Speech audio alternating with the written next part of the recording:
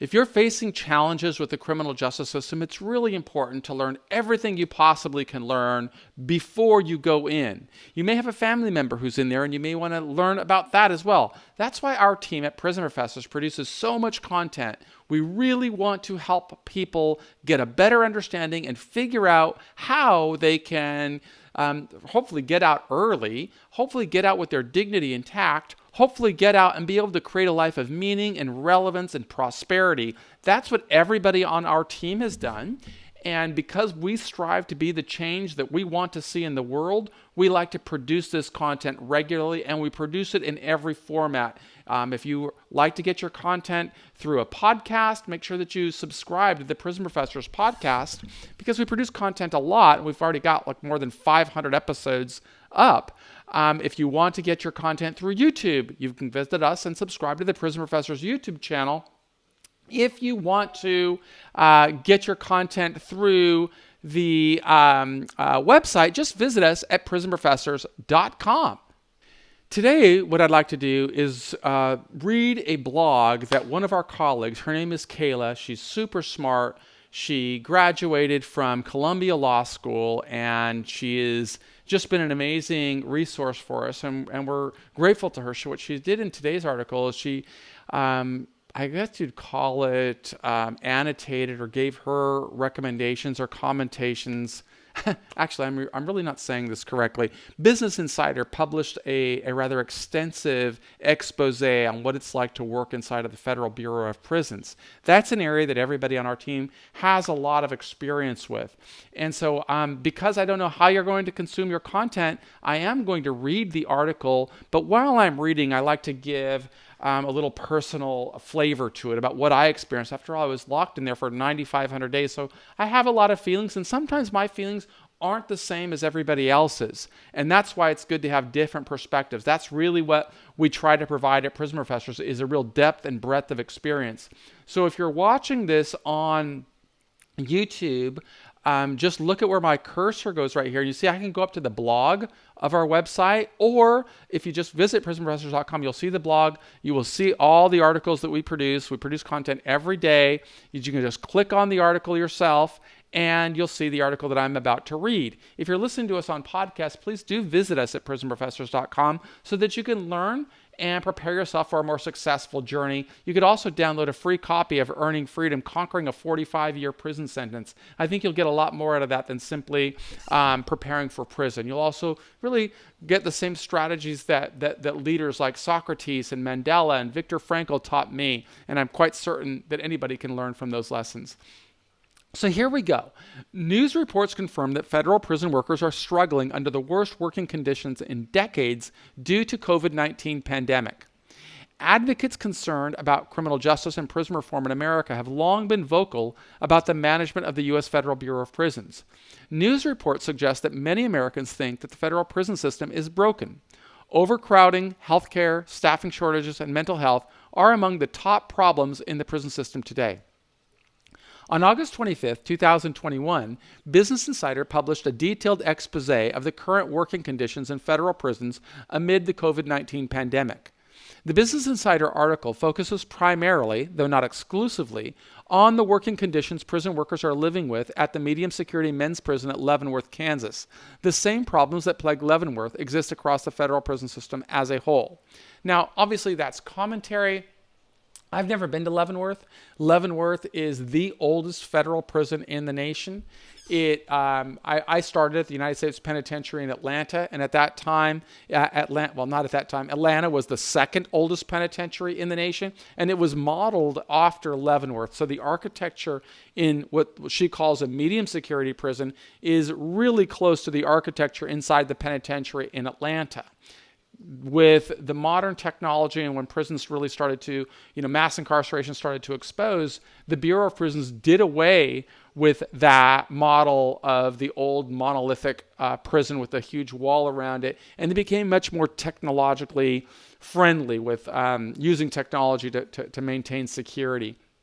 I do know that Leavenworth is more than 100 years old, so the problems that plague Leavenworth really are a little bit different, at least in terms of architecture and the decrepit environment perhaps than other. Although I assume it's been remodeled, like Atlanta was remodeled in some ways. It's going to be different from other institutions.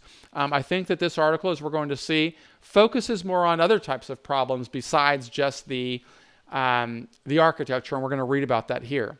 So in Business Insider's article, Unrest at the Big House, federal prison workers are fed up, burned out, and heading for the exits.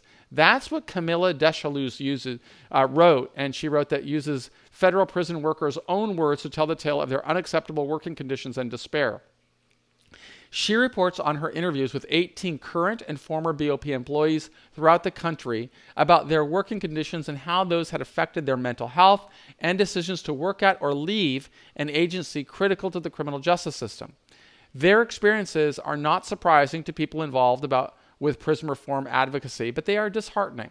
Yes, I would agree, they're disheartening, and I would agree that many people who work in the prison reform space want to know. So our team at Prison Professors, which is an earning freedom company, regularly consult with people involved with the criminal justice system, their families, their lawyers, including people in federal prison. They write to us from Core Links all the time. Through our own experiences and our current work with former and current people in prison, we are acutely aware of the many instances in which the BOP has failed to protect staff and inmates' well-being. Notice that Kayla's using the word inmates here.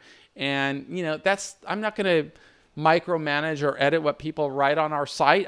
I don't like to use the word inmates because we're all people, right? And inmates is a term that the prison system wants to place on us, like convict or, offender or a defendant. We're all people. And as people, we've got to move through here with our dignity intact and strong and confidence and knowledge that we are still citizens of America, and we're here striving to make things better. So I'm going to always try to edit out inmate.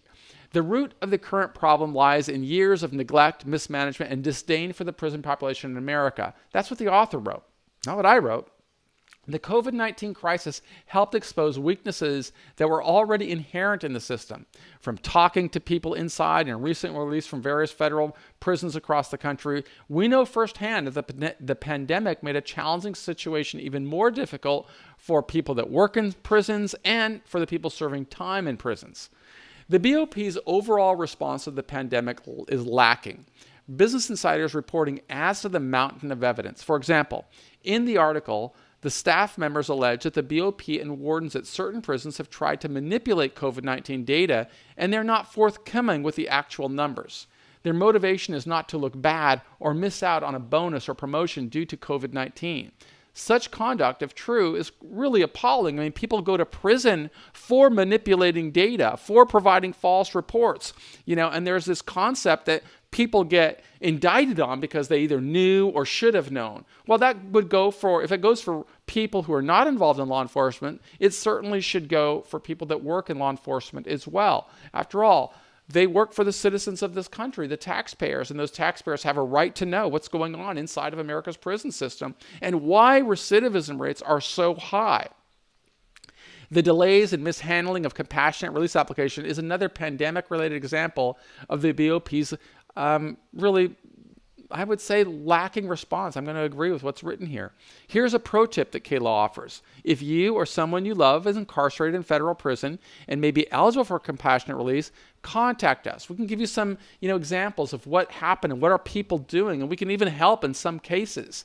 Sometimes with attorneys with whom we work, sometimes with your attorney, sometimes just giving guidance on what members of our team have done and, suggesting or recommending that you emulate that same strategy. Since the start of the pandemic, our team at Prison Professors has been working with people and their families on requests for compassionate release due to COVID-19. The problem with the working conditions of prison staff is significant ripple effects. If prison staff in charge of supervising people in federal prison work under prolonged, strenuous circumstances, the consequences also affect people and their families. Okay? So, it doesn't only affect staff, it affects people serving time. Observers, experts, and lawmakers warn of potentially dire consequences unless the BOP addresses the working conditions at federal prisons. As the article notes, when federal prisons are understaffed, it puts incarcerated people's lives at risk because people cannot respond quickly to their medical issues or de-escalate conflicts between them. The list of problematic issues affecting federal prison staff across the country include, and there's just a litany of things here: significant staffing shortages, mandatory overtime, lack of proper staff training, delayed overtime pay, lack of personal protection equipment, same thing that our healthcare workers endure across the country, fear of contracting COVID, lack of mental health. I mean, there's just quite a bit. Female officers dealing with sex discrimination and sexual harassment, low morale, increased attrition, difficulty in hiring, unsanitary conditions, inability to properly social distance, undercounting or underreporting COVID cases, and overall lack of leadership. These examples come directly from prison workers and others with firsthand knowledge of current prison conditions. Indeed, the article reports that in April of 21, prison experts told Congress that Leavenworth Penitentiary reflects conditions many people in federal prison face nationwide. Beside long hours and rough conditions, some prisons are requiring employees to participate in augmentation, where just about any employee who isn't a custodian, including counselors, doctors, and nurses, substitute as correctional officers despite receiving little or no training. I always heard, while I was serving 26 years in prison, that any staff member in the Bureau of Prisons is a correctional officer first. So over and above a doctor, a nurse, or counselor, or anything else. Over a year into the pandemic, prison workers' complaints about their current working conditions seems to be falling on deaf ears. As advocates for prison reform, our team at Prison Professors is encouraged with new news organizations like Business Insider that really amplify the voices of those people trying to sound this alarm. We hope it helps spread the word about what is happening inside America's federal prisons, and we also hope it sheds light and brings accountability to the issue of prison conditions. The criminal justice system has neglected to improve prison conditions for far too long. And to quote a former Supreme Court justice, I'll say, people in federal prison serve sentences that are far too long, and there are far too many people in prison.